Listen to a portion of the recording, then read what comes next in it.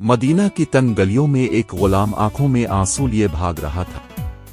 इसके चेहरे पर खौफ के साए थे और उसके जिस्म पर मार के निशानात नुमायां थे। लोग हैरानी से इसे देख रहे थे, मगर वो सीधा मस्जिद नबवी की तरफ बढ़ रहा था। आज वो खलीफा वक्त हजरत उमर बिन अल-खत्ताब के दरबार में इंसाफ की दरख्वास्त लेकर आया था।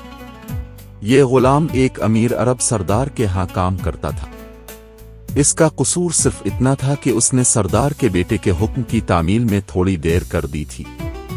गुस्से में बिखरे हुए नौजवान ने इसे बेदर्दी से मारा और धमकी दी कि अगर उसने शिकायत की तो अंजाम अच्छा ना होगा।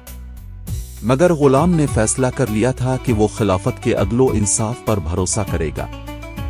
हजरत उमर दरबार में बैठे थे कि अचानक दरवाजे पर एक धीमी मगर बेबस आवाज गूंजी, आ अमीर अल मोमिनीन, मुझे इंसाफ चाहिए।